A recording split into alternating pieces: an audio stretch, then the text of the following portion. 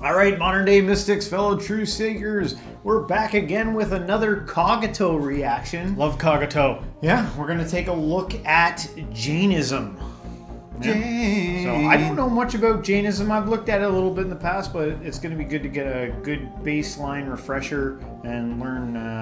Every now and then we cycle through these and we come back we land on Jainism again. Yeah. No, let's take a look.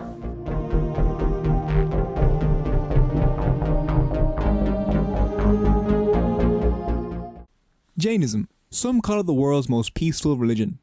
Its monks are famous worldwide for their strict adherence to non-violence, going as far as to sweep the floor as they walk in order to avoid stepping on life forms, covering their mouths as to not swallow or breathe hot air on living creatures, and following a strict vegetarian diet that not only bans all meat, fish and eggs, but also potatoes.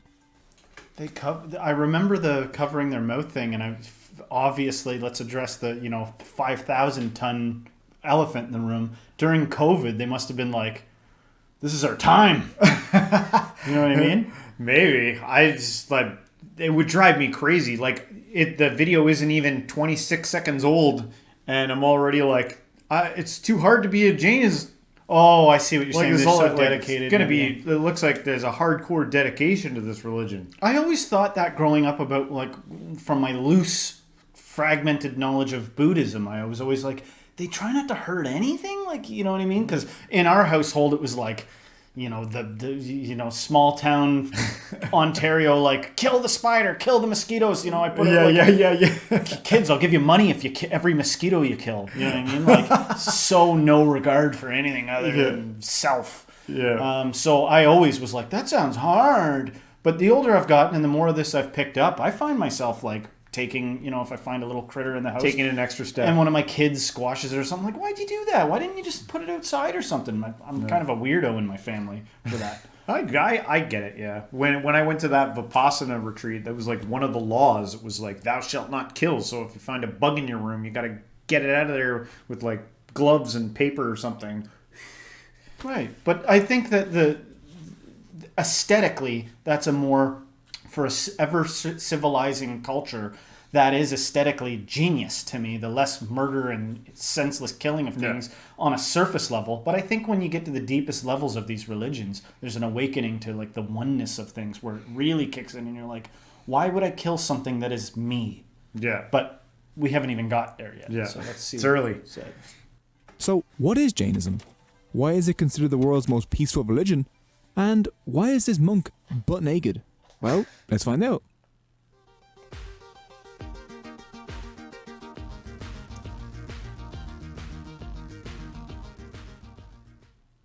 So, this is the official symbol of Jainism. Yes, that is a swastika. We'll get to that eventually. Adopted in the 1970s, it represents the main beliefs of Jainism. I'm not going to explain what it means right now, rather we'll fill this symbol in as we go along. A Jain is someone who accepts the teachings of the Tirthankaras. Jainism comes from the word Jina. The Sanskrit word Jina means spiritual victor, while Tirthankara means maker of a ford. Now, a different kind of ford entirely. Thank you. Tirthankaras are the most important people in Jainism. They have removed all of their attachments to the world and during their lifetimes have managed to break free from the cycle of rebirth and death that Jains believe keeps souls trapped on earth. They then built a metaphorical ford across the river of rebirth so that others can follow them to liberation. In non-Jain histories, a guy called Mahavira tends to get labelled as the founder of Jainism, in the same way that Jesus does in Christianity. For Jains though, Mahavira, who predated the Buddha by a few decades, is just one in a long line of 24 Tirthankaras. Well, technically there have actually been an infinite number of Tirthankaras, but we just don't have time for that. Jains believe that they all preach the same eternal truths anyway. Love that artwork. I want that as a mural on a wall, all those the perfectly balanced images of different colored people meditating. Yeah. And I was just noting the similarity to some Buddhism stuff in there, exit from the cycle of rebirth. And then I was thinking about what we were saying earlier about the difficulty of it and that for any religion, sometimes it seems like that's why people join monasteries is to actually get some of the... To make it possible. Yeah. Yeah. If you're surrounded by other people, we collectively don't kill the bugs we come across, and we collectively don't squash this or senselessly do that. And just all attachment. That's like cell phones, TVs, and all the stuff that you. What is that got to do with the kingdom of luxury we inhabit otherwise? You know, that's the difficult thing, right? So it's a selling point for joining a monastery and being part of one of these things. But the problem is it's separate from society. So you got to learn, right? Buddhism, Hinduism, and Jainism all grew up together in ancient India. The world that these three religious bodies evolved in during the 6th and 5th centuries BCE was dominated by two ideas. The first of these is samsara. When we die, our souls move to a new body and we are trapped in an endless cycle of death and rebirth, which is like super not fun. The second idea was karma, that actions, good or bad, affect your future rebirths. Right, so Jainism is quite complicated, and the best way for us to understand it is to break it down into its 8 core ideas. Number 1, the 3 jewels. The Tirthankaras preached that the path of freeing your soul was the 3 jewels. Those 3 jewels are right faith.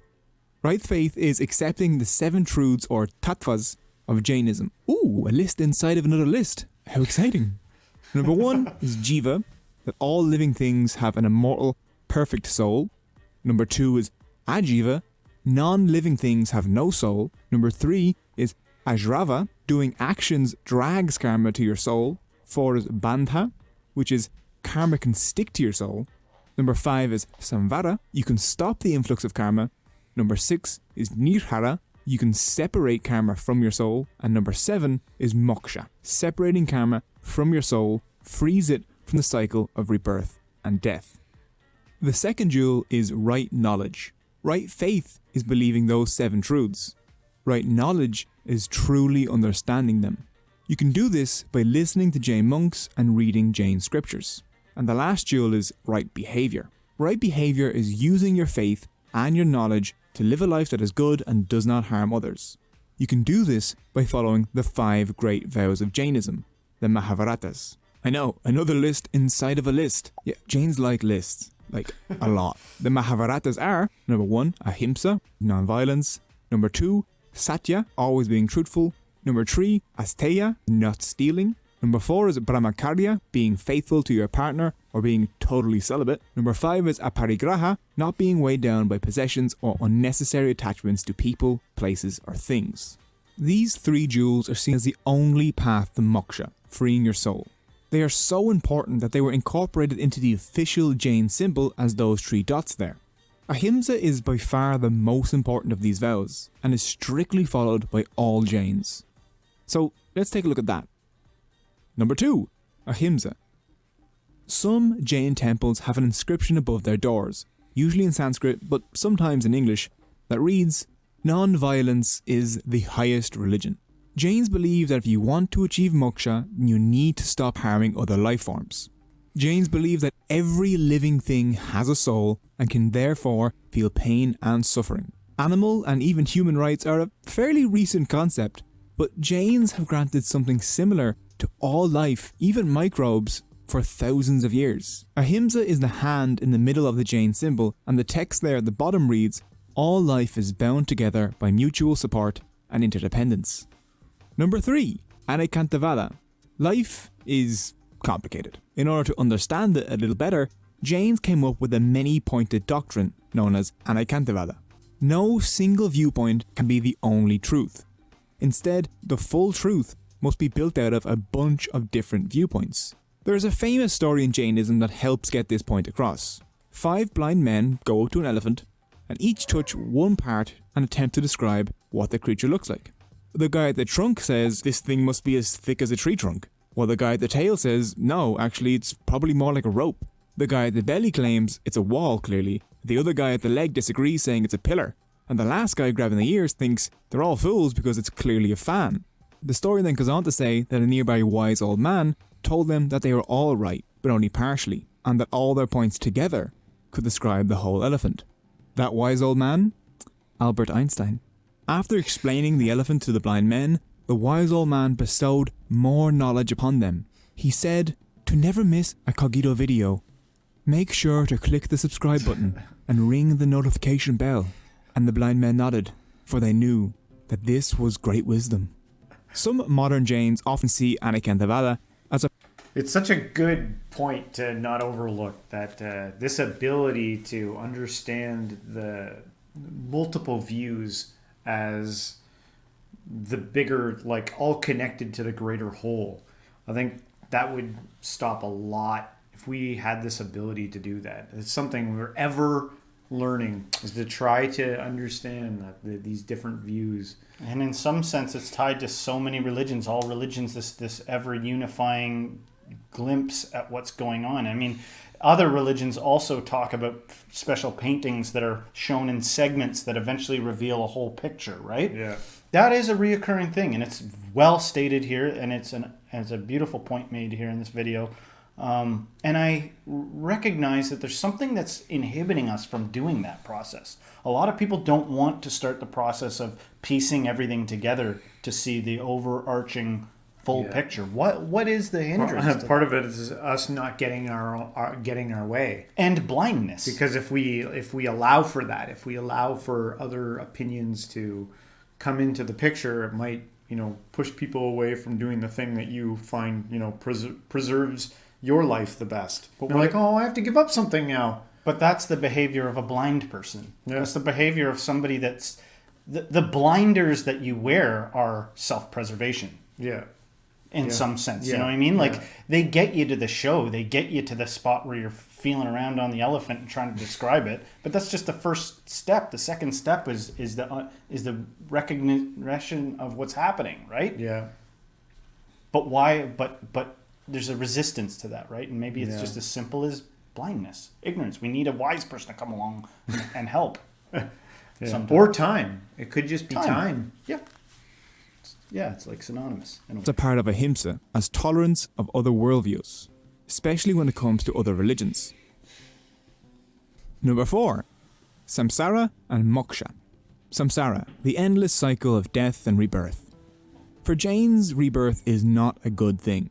Even a good rebirth, as say a prince or a potato, is sad, because no matter how good your life is, all happiness is temporary because it all ends in death. Yeah, it's a bummer. And there's only one cure for this: Moksha. If you achieve Moksha, then your soul will escape the cycle and go on to live at the top of the universe in infinite bliss. This can only be done by completely removing karma from your soul. Number 5. Karma. The term karma means action, but this action has consequences. Jains believe that your karma affects how you will be reborn in your next life. But good or bad karma is irrelevant to Jains because it's the fact that karma keeps rebirth going that they see as the main problem. Jains have a rather unique view of karma. They see it as a physical substance. Jains believe that karma is kind of like atoms that cover the entire universe. When you do any action, it attracts these good or bad karma atoms to your soul. Then later in life, or possibly in another life, they release their good or bad effects. Once they've done that, they fall off your soul. Passions such as hate, anger, greed, or lust will act as a glue that makes even more atoms stick to you, and so will make the consequences even more powerful. Imagine your soul as a cloth, and karma as dust. Passionate actions make the cloth wet, and so the dust sticks to it easier. Karma is what keeps you stuck in the samsara cycle. Karma physically binds your soul to this earth. But wait, there's more! You can escape this by burning away all the karma attached to your soul. The best way to do this is by becoming a Jain monk or nun. 6. Monks and nuns. The Jain monk and nun life is based around the 5 Mahavratas, the great vows that we saw earlier. The first of the Mahavratas is Ahimsa. For regular Jains, Ahimsa means trying to avoid harming other forms of life. For a monk or a nun though, this is turned up to 11 and includes even microscopic life. Along with being strict vegetarians, they can't eat raw food, eat at night, or eat any food that they haven't thoroughly inspected in case they accidentally consume other life forms. They can't cook, so they have to go around to Jain households daily and beg for food. It is considered a very holy act for those regular Jains to donate food to them. They also carry small brooms to brush away tiny life forms in their way so they don't crush them, They cannot ride in vehicles because of the damage they cause, and they can't bathe because of the harm it could potentially do to waterborne life. Some Jain monks even wear mouth guards to avoid inhaling airborne life or harming it with their hot breath. The second Mahabharata is not to lie, and the third is not to steal. Those two are kind of simple. I hope even non-Jains are sticking to those ones. The fourth Mahabharata is the complete renunciation of sexual relations. Because, how do I say this? Strict Jains believe that people pollen contains vast numbers of living things, most of which will die soon after the act is complete. They also believe that having a romantic relationship is a form of attachment. Kind of like the Night's Watch. I probably should have just said that. Can we delete... Super hardcore. Like, super, like, I imagine this would be, like, extremely hard to take the path of a Jainist monk. It'd be like... Well, there's so many ways of regarding it to... Yeah, no, for sure. What you said. In some sense, it seems very difficult, very disciplined. And, you know, like, I'm just going to throw out a bunch of different ways of looking at it. One, you could be like, sounds like a bad case of obsessive-compulsive disorder. Yeah. You know what I mean? And another version of it could be like, yeah, it's too hard, or, you know, they're believing something crazy and that's why they gotta act that way. It's all based on some belief. But there is something to be said about going an aesthetic route. Like, just do something simple, like limit your diet dramatically. Cut out some things in your own life. Yeah. And you will see the difficulty therein, but it doesn't take much to see the benefit of it. If you make it to day 2, day 3 of whatever you're trying to do, past that first day, you know, you're like, oh, there's a benefit of some sort to this. I feel more spiritually well, or something has shifted. Yeah. This seems kind of like a salvation through like repentance or renunciation, like they like to call it, but like a turning away from a certain way of life, and also a salvation through works, because they work. They still continue to do good. There's so much it has going for it. Meaning, community, you're part of a group of people with you, dressing like you, being around you, agreeing with you. All that renunciation from things, as hard as it seems, has a meaning-causing effect that can, like, enrich your life. I'm like an advocate for cutting out poison out of your life, and so many things are poison, you know, that I'm sure they renounce. And you can get used to anything. Yeah. Imagine, like, you did. How long would it take? Maybe it'd probably take a few years for you to, like, get to a point where, like, all the things that you left behind were gone. It'd be probably a tough road. You'd probably cry yourself to sleep a few nights.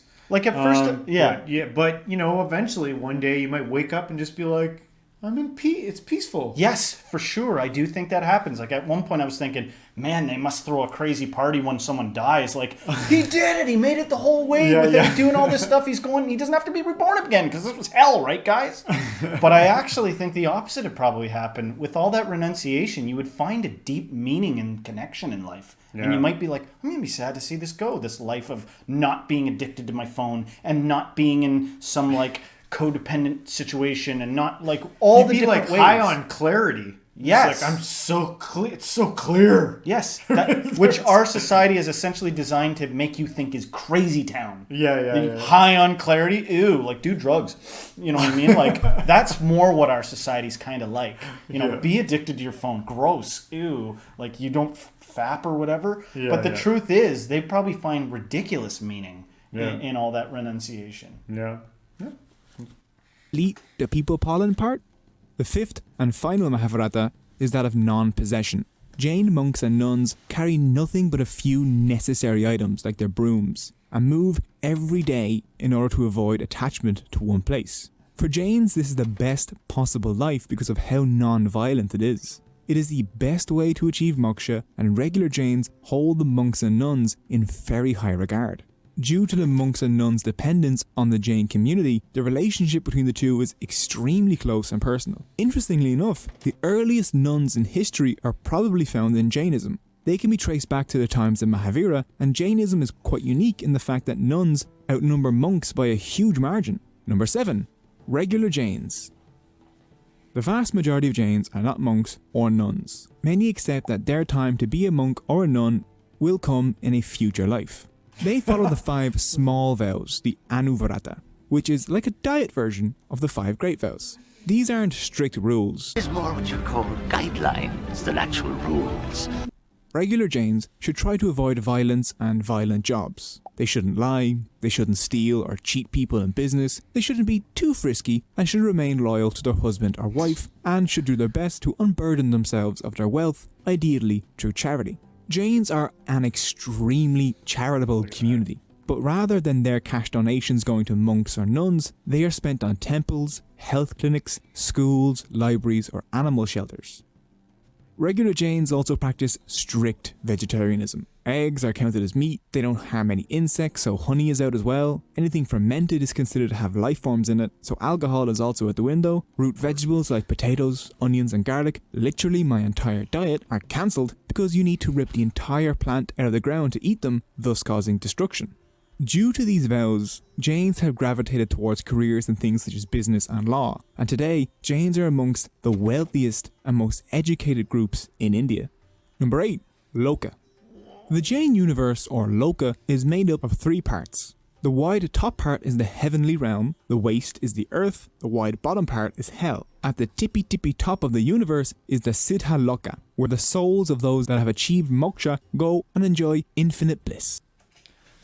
So much of this religion makes sense in a way. You know what I mean? Like the idea of people being like, I'm not ready for the ascetic life yet. And understanding, I guess that means I'll have to come back and do it later. And you can imagine the people that they do choose it. Oh, they're doing it. They're going to be a monk in this incarnation. Bye. Wow. Like, because it's obviously not a small deal to become one of the monks. Yeah. But the way that they form the rest of their society around those people that have chosen, I'm going to go for it. I'm going to go for this to be the final incarnation. Oh my gosh, it's just like, you can see how it kind of makes sense, though. Yeah, and I imagine like the registering process is like, are you sure you want to do this? Yeah. Because there's no going back. Oh yeah. I wonder what happens if that does happen. If someone no more baths. Yeah, no more baths. Yeah, no sex. You ready for that? Nothing. Yeah, ready of nothing. Yeah, so shout out. That's where all the Tirthankaras are chilling. Oh, look at that. We've got more of our Jain symbol thingy filled in.